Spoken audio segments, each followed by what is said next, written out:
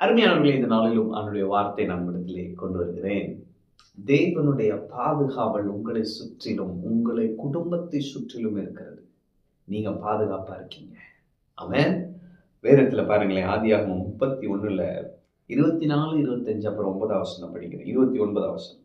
அன்று ராத்திரி தேவன் சீரியா தேசத்தானாகிய லாபானுக்கு சொப்பனத்தில் தோன்றி, நீ யாக்கோபோடே நன்மையே அன்றி தீமை ஒன்றும் பேசாதபடி எச்சரிக்கையாயிரு என்றார். லாபான் யாக்கோபினிடத்தில் வந்தான்.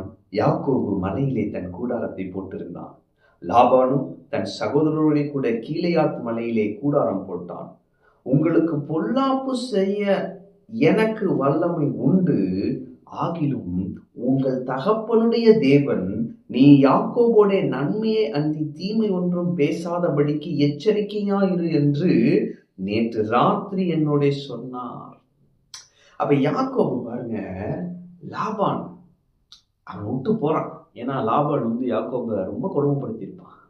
தன் பிள்ளைங்களுக்காக வேலை செய்யணும் அப்படி இப்படின்னு சொல்லி அவனை ரொம்ப கொடுமைப்படுத்தியிருப்பான். ஒரு கட்டத்துல யாக்கோபு தன் பிள்ளைகளோடு மனைவிகளோடு எழுந்திரிச்சு கிளம்பிட்டான். சொல்லாம கிளம்பி வந்துடுவோம் பாருங்க. அப்ப சொல்லாம கிளம்பி வந்துட்டு இருக்கிற நேரத்துல இவன் லாபான் இவனை நான் பண்ணிடணும்டா அப்படின்ட்டு வர்றான். தீங்கு செய்ய வர்றான். சொப்பனத்துல தேவன் தோண்டி விட்டார். நீங்க நான் சொல்றேன், சில மனிதர்கள் உங்களுக்கு தீங்கு செய்ய நினைக்கிறாங்க தானே, அது உங்களுக்கு தெரிந்திருக்கிறதுனால நீங்க பயப்படுறீங்க தானே. இந்த கர்த்தர் சொல்லுகிறார், நான் உன்னோடனே கூட இருக்கிறேன், நான் உனக்காக கிரியை செய்கிறேன். ஆமென். அப்ப என்ன நடக்குதுன்னா, லாபானுக்கு சொப்பனத்துல தோன்றார். சிலருடைய தூக்கத்தை கர்த்தர் டிஸ்டர்ப் பண்ணி விட்டுருவார் பாருங்க. தூக்கத்தை டிஸ்டர்ப் பண்ணி உங்களுக்கு நன்மை செய்வார். ஆமென். நீங்க நிம்மதியா தூங்குவீங்க. உங்களுக்காக மனிதர்கள் கிரியை செய்து கொண்டிருப்பாங்க. ஆண்டவர் அப்படி செய்வார். அப்ப அவன் சொல்றான், உனக்கு பொல்லாப்பு செய்ய எனக்கு வல்லமை உண்டு. அப்ப பார்க்கிறப்ப அவன் தெரியும், அவன் பெரிய பணக்காரையா, அவன் பெரிய இன்ஃப்ளூயன்ஸியா, அவன் அதிகாரத்துல இருக்கிறாயா. ஆனா ஆண்டவர் பிடிச்சிட்டாரு அவனை. அவன் சொல்றான், அவனுக்கு பொல்லாப்பு செய்ய எனக்கு வல்லமை உண்டு, ஆகிலும் உங்களுடைய தகப்பனுடைய தேவன் யாக்கோபுடைய நன்மையே அன்றி தீமை ஒன்றும் பேசாதபடி எச்சரிக்கையாயிரு என்று நேற்று ராத்திரி.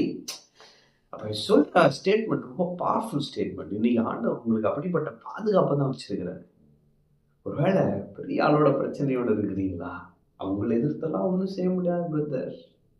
அவங்களுக்கு இல்லாத கனெக்ஷனா, கான்டாக்டா, நீ கர்த்தர் சொல்றாரு, எப்பா நான் கூட இருக்கிறேன், எல்லாத்தையும் படைத்து ஆளுகை செய்கிற நான் உன் கூட இருக்கிறேன். ஆமென்.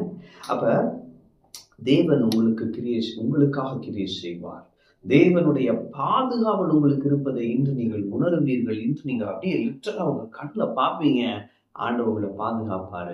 உங்களுக்கு எதிரியா இருக்கிறவர்கள், உங்களுக்கு சத்துருவா இருக்கிறவர்கள், உங்களை பகைக்கிறவர்கள், உங்களுடைய அழிவை நாடுகிறவர்கள், அவர்கள் வந்து சொல்ல போகிறாங்க என்னன்னா, உனக்கு பொல்லாப்பு செய்ய என்னால முடியும், ஆனா நேற்று நைட் ஒரு கனவு வந்துச்சு, உங்க ஆண்டவர் வந்து என்கிட்ட ஒண்ணு சொன்னாரு, உனக்கு தீமை செய்யக்கூடாதுன்னு சொன்னாருன்னு சொல்ல போறாங்க.